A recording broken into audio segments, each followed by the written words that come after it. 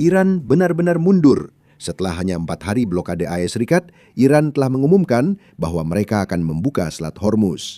Iran akan membatalkan program nuklirnya dan selain itu akan mengembalikan uranium yang telah diperkaya yang dimilikinya. Jika semua ini ternyata benar, ini adalah penyerahan total dan itu terjadi hanya dalam 4 hari. Hanya itu yang dibutuhkan. Inilah alasan mengapa begitu banyak pendukung Iran kehilangan akal dan mereka berbicara menentang pemerintah mereka sendiri. Mereka melihat ini apa adanya, sebuah penyerahan total. Jadi, mari kita lihat detailnya. Ini pernyataan dari Trump yang baru saja dia keluarkan. Iran telah mengumumkan bahwa Selat Iran sepenuhnya terbuka dan siap untuk dilalui sepenuhnya.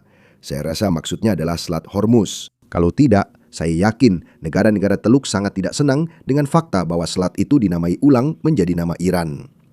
Tapi bagaimanapun juga, setelah pernyataan ini, Trump mengeluarkan pernyataan lain. Trump mengatakan Iran dengan bantuan Amerika Serikat telah atau sedang menghilangkan semua ranjau laut. Itu berarti kapal-kapal bisa menggunakan jalur Noma lagi, tepat di tengah Selat Hormuz, seperti yang mereka gunakan sebelum perang ini dimulai. Sekarang disinilah segalanya menjadi sedikit membingungkan karena pernyataan dari Iran mengatakan kebalikan dari itu. Dan itu berarti ada seseorang yang berbohong. Mari kita berpikir seperti Sherlock Holmes dan cari tahu siapa yang berbohong. Berikut pernyataan dari Iran. Menteri Luar Negeri Iran menyatakan seiring gencatan senjata di Lebanon, pelintasan bagi semua kapal komersial melalui Selat Hormuz dinyatakan sepenuhnya terbuka selama masa gencatan senjata pada rute yang telah dikoordinasikan. Kini, ada 2 hal penting yang perlu dicatat di sini. Iran menyatakan Selat Hormuz hanya dibuka hingga gencatan senjata berakhir pada Selasa, sekitar 5 hari lagi. Kecuali gencatan senjata diperpanjang, Iran mungkin mulai menyerang kapal lagi. Itu masalah nanti, akan kita bahas minggu depan. Poin kedua yang penting adalah, Iran menyatakan selat hanya dibuka di jalur terkoordinasi. Rute IRJC yang kita bahas sebelumnya melewati belakang Pulau Larak dan Qasem milik Iran, bukan rute Noma yang biasa dipakai kapal sebelum perang. Jadi, seperti yang saya katakan, ada yang berbohong. Mari kita lihat peta dan tayangan lalu lintas maritim secara langsung untuk mengetahui siapa yang berbohong karena peta menunjukkan segalanya. Inilah yang kita lihat.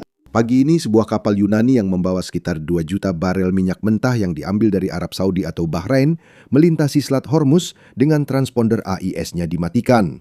Tapi dari apa yang kita ketahui, kita bisa bilang bahwa kapal itu kemungkinan besar melewati jalur Nomo tepat di tengah selat. Dan perjalanan ini sebenarnya terjadi sebelum pengumuman itu dibuat. Dan di sana ada kapal lain yang sedang melintasi Selat Hormuz saat saya merekam video ini. Beberapa menit sebelum pengumuman dari Iran muncul secara online, sebuah kapal pesiar meninggalkan pelabuhan Dubai menuju ke selat. Dan saat saya merekam ini, sekitar pukul 11.30 pagi. Waktu Texas, kapal pesiar itu secara teknis telah melintasi Selat Hormuz tepat di tengah. Kapal itu tidak menggunakan jalur resmi milik Iran. Kapal itu melewati jalur Noma yang dulu dipakai kapal sebelum perang dan menyalakan AIS sepenuhnya. Jadi tidak berusaha menyembunyikan apapun. Semua orang di dunia bisa melihat jalur kapal itu, sehingga kemungkinan besar Iran berbohong. Tentu saja kita masih harus terus memantau untuk melihat apakah lalu lintas kembali normal. Tapi untuk saat ini, sepertinya Selat Hormuz benar-benar terbuka lebar. Alasan utama Iran melakukan ini kemungkinan besar karena blokade Amerika Serikat. Sebelum lanjut, jangan lupa tekan tombol like dan subscribe di bawah. Itu sangat membantu algoritma kami dan dukungan Anda sangat berarti. Sekarang, mari lanjut ke beritanya. Seperti yang dikatakan Komando Pusat kemarin, 90% perdagangan Iran, 90% ekonomi mereka didukung oleh perdagangan laut yang melewati Selat Hormuz dan Teluk Oman. Disitulah Angkatan Laut Amerika Serikat membentuk blokade 4 hari lalu. Sejak itu, tak ada kapal yang berhasil melewati, baik masuk maupun keluar. Ekonomi Iran yang sudah kesulitan tidak bisa bertahan dengan tekanan seperti ini. Dan inilah alasan utama mengapa Iran menyerah pada hampir semua daya tawar yang mereka miliki. Napoleon pernah berkata, untuk menang perang dibutuhkan 3 hal. Uang, uang, uang. Saat ini Iran sama sekali tidak punya pemasukan. Itulah alasan mereka mau bernegosiasi secara adil. Saya yakin Napoleon yang mengatakannya, tapi jika saya salah, beritahu di kolom komentar. Tapi untuk pasar minyak, ini jelas kabar baik. Harga minyak sekarang sudah turun di bawah $90 per barel, bahkan sempat menyentuh $83 saat saya merekam ini. Dan di atas itu semua, Iran sebenarnya membuka Selat Hormuz tanpa benar-benar berhasil membuat Amerika Serikat mencabut blokade di pelabuhannya sendiri. Itu berarti blokade ISS masih berlangsung sementara Iran sudah mundur. Itu sudah cukup memberitahu Anda siapa yang sedang merasakan tekanan dalam perang ini. Seperti yang dikatakan Pentagon kemarin, ISS sudah siap tempur dan Iran tidak mau mencobanya lagi. Silakan dengarkan. Mulailah dengan pesan kepada pimpinan militer Iran. Kepada pimpinan KH dan pimpinan IRGC, kami mengawasi kalian. Kemampuan militer kami dan kalian berbeda. Ingat, ini bukan pertarungan seimbang. Dan kami tahu aset militer apa yang kalian pindahkan dan kemana kalian memindahkannya. Sementara kalian masih menggali, yang memang sedang kalian lakukan, menggali dari fasilitas yang hancur akibat bom dan kehancuran, kami justru semakin kuat. Kalian sedang menggali peluncur dan rudal yang tersisa tanpa kemampuan untuk menggantinya. Kalian tidak punya industri pertahanan. Tidak ada kemampuan untuk memulihkan kemampuan ofensif maupun defensif kalian. Kalian hanya punya apa yang kalian miliki. Kalian tahu itu, dan kami juga tahu itu. Kalian bisa memindahkan barang, tapi tidak benar-benar membangun kembali. Untuk saat ini, kalian masih bisa mengeluarkan yang tersisa dari puing-puing, tapi kalian tidak bisa membangun kembali kekuatan kalian. Tapi kami bisa. Kami sedang mempersenjatai diri lagi dengan kekuatan yang lebih besar dari sebelumnya dan intelijen yang lebih baik. Yang lebih penting lagi, intelijen yang lebih baik dari sebelumnya. Saat pergerakanmu membuatmu terlihat jelas oleh pengawasan kami. Kami siap tempur sepenuhnya. Pada infrastruktur pentingmu yang bisa dipakai untuk sipil maupun militer, pada pembangkit listrik yang tersisa, dan pada industri energimu.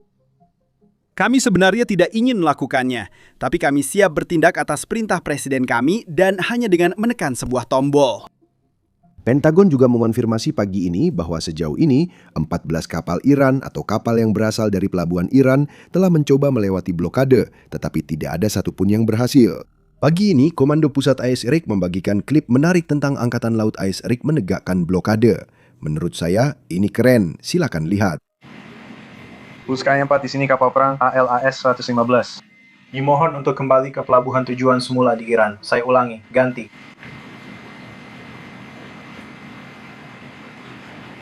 Diterima, Pak. Terima kasih banyak. Diterima, Pak. Kami mengubah haluan ke Iran. Terima kasih. Ini kapal perang IS 115. Saya paham Anda akan kembali ke pelabuhan sebelumnya di Iran. Ini adalah kapal perang Amerika Serikat 115, siaga di saluran 16 kami. Trump pagi ini menyatakan Iran sepakat tidak akan menutup Selat Hormuz lagi sehingga tidak bisa dijadikan senjata terhadap dunia. Jujur saja, saya tidak yakin kebenarannya. Mungkin Trump hanya menulis di Twitter tanpa banyak berpikir, karena sebenarnya rezim Iran tidak punya daya tawar lain. Jadi jika rezim benar-benar merasa bahwa mereka sedang berada dalam krisis eksistensial lagi, saya yakin mereka akan mulai menyerang negara-negara Teluk dan mereka akan mulai memblokir selat itu. Itu benar-benar satu-satunya kartu yang mereka miliki. Tapi bagian buruk bagi Iran di sini adalah, setiap hari mulai sekarang, daya tawar mereka terkait Selat Hormuz akan semakin melemah dalam jangka panjang tentu saja. Karena negara-negara Teluk sekarang tahu apa yang bersedia dilakukan Iran demi tetap berkuasa. Mereka bersedia melakukan terorisme ekonomi, melawan negara-negara yang sama sekali tidak terlibat perang melawan Iran. Dan itu berarti negara-negara Teluk ini akan mendiversifikasi jalur mereka agar tidak terlalu bergantung pada selat itu sebisa mungkin. Kita sudah melihat Arab Saudi memindahkan sekitar 40% minyaknya melalui pipa yang melintasi negara itu ke Laut Merah. Jadi mereka berusaha menghindari Selat Hormuz. Uni Emirat Arab juga memiliki pipa yang melewati Selat Hormuz, mengirim minyak langsung ke Teluk Oman agar kapal dapat mengambil minyak dan membawanya ke tujuan mereka. Irak sedang membahas pipa yang akan melewati Timur Tengah langsung ke Eropa, sehingga tidak perlu melalui Teluk Persia dan Selat Hormuz. Saya sadar beberapa hal ini tidak terjadi dalam semalam. Membangun pipa, apalagi melintasi benua, membutuhkan waktu lama. Namun dalam jangka panjang, negara-negara akan makin tidak bergantung pada Selat Hormuz sehingga daya tawar Iran pun hilang secara permanen. Bagi pemimpin Iran, ini bukan satu-satunya masalah yang harus dihadapi. Pertama-tama mereka harus menghadapi reaksi keras di dalam negeri akibat pengumuman mereka tentang Selat Hormuz. Lihat beberapa saluran telegram pro-Iran ini, orang-orang benar-benar kehilangan akal sehat. Berikut beberapa komentar tentang reaksi publik Iran ketika mereka mendengar pengumuman ini. Seorang pria mengatakan bahwa dia sangat merasa terhina hingga ingin mati. Yang lain berkata, bagaimana dengan kesyahidan pemimpin tertinggi dan puluhan komandan senior? Jika Iran hanya akan membuka selat, lalu apa gunanya semua orang ini mati? Menurutnya, pemimpin Iran kini telah mengkhianati para pemimpin yang gugur dalam perang ini. Jelas, masyarakat Iran tidak senang, dan kita juga melihat reaksi keras dari media Iran. Kita punya Fars News Iran yang marah atas unggahan Menteri Luar Negeri yang kita lihat di awal video. Orang-orang di Iran bingung dan pihak berwenang gagal menjelaskan apa yang sebenarnya terjadi, mengapa Iran melepaskan semua daya tawarnya. Mari kita bahas daya tawar lain yang dimiliki Iran, khususnya uranium yang diperkaya yang disimpan jauh di bawah tanah di Iran, karena tampaknya Iran juga siap melepasnya. Pertama, simak pernyataan Presiden Trump. Pernyataan ini juga dirilis pagi ini, berdekatan waktunya dengan pernyataan Selat Hormuz. Disebutkan, AID Kasati akan menerima semua debu nuklir dari pembom V2 hebat kita. Tidak ada uang yang berpindah tangan dalam bentuk apapun. Kesepakatan ini tidak berkaitan dengan Lebanon, namun Amerika Serikat akan secara terpisah bekerja sama dengan Lebanon dan menangani situasi Hizbullah secara tepat. Israel tidak akan lagi membom Lebanon. Mereka dilarang melakukan hal itu oleh Amerika Serikat. Sekarang, saya menduga debu nuklir yang dimaksud Presiden Trump di sini adalah uranium yang diperkaya, sekitar 400 kg 900 pon yang terkubur di dalam Esfahan dan beberapa lokasi nuklir lainnya. Uranium yang diperkaya 60% sudah mendekati tingkat kemurnian untuk senjata, sehingga mudah diubah jadi bom. Prosesnya bisa sebulan atau 2 bulan, tapi belum pasti. Itu tergantung pada jenis fasilitas yang dibangun Iran. Tapi tetap berbahaya jika dikuasai Iran. Karena itu Amerika Serikat ingin merebutnya kembali sejak perang dimulai. Sekarang tampaknya Iran setuju mengembalikannya. Uang yang dimaksud Presiden Trump merujuk pada laporan lain sebelum pernyataannya. Mari kita lihat laporan itu untuk menambah konteks. Laporan ini menyebut Amerika Serikat mempertimbangkan 20 miliar dolar tunai untuk uranium Iran. Laporan tersebut mengatakan bahwa negosiasi antara Amerika Serikat dan Iran telah berlanjut sejak pertemuan terakhir. Kemungkinan besar akan ada putaran kedua pembicaraan di Islamabad akhir pekan ini untuk menuntaskan kesepakatan itu. Sesuai ketentuan yang dibahas, AS-REC akan memberikan Iran sekitar 20 miliar dolar, namun itu adalah dana Iran yang dibekukan, dan kini Iran akan dapat mengaksesnya. Sebagai imbalan, Iran bersedia menyerahkan uranium yang telah diperkaya, termasuk persediaan 60%, sekitar 400 kg, dan persediaan lain dengan tingkat pengayaan lebih rendah. Kemungkinan ada yang 40%, 30%, atau 50%. Totalnya, mereka punya sekitar 2.000 pon uranium, dengan tingkat penayaan berbeda yang akan diserahkan ke Amerika Serikat. Namun di atas itu semua, ASS juga mendesak Iran menyetujui moratorium 20 tahun terkait pengayaan. Jadi mereka sama sekali tidak akan memperkaya uranium jenis apapun untuk pembangkit listrik tenaga nuklir mereka. Namun Iran menanggapi hal ini dengan menawarkan 5 tahun. Ini adalah sesuatu yang sudah pernah kita bicarakan sebelumnya. Namun negosiasi masih berlangsung untuk mencapai angka yang bisa disepakati kedua pihak. Jadi inilah tepatnya laporan yang dibicarakan oleh Trump ketika dia mengatakan bahwa Iran telah setuju untuk menyerahkan uranium, tetapi AS Serikat belum setuju untuk memberikan uang apapun kepada mereka, bahkan aset Iran yang dibekukan. Faktanya, Trump sebenarnya melakukan panggilan dengan Bloomberg, dan dalam panggilan itu, dia secara khusus mengatakan bahwa Amerika Serikat tidak akan memberikan uang apapun, baik uang dari Amerika Serikat, dari para pembayar pajak, maupun tidak akan melepaskan aset Iran yang dibekukan sebagai imbalan untuk uranium tersebut. Secara pribadi, saya sulit percaya Iran akan menyerahkan uranium tanpa imbalan apapun. Dan pada titik ini, mengingat betapa parahnya ekonomi mereka menderita, tidaklah berlebihan untuk mengasumsikan bahwa Iran ingin dana yang dibekukan itu dicairkan karena itu memberi mereka jalan hidup untuk bertahan. Itu memberi rezim kesempatan kedua. Mereka mampu melewati krisis ekonomi dan membangun kembali yang hancur akibat perang. Kini, mereka juga bisa melakukannya dengan pelonggaran sanksi.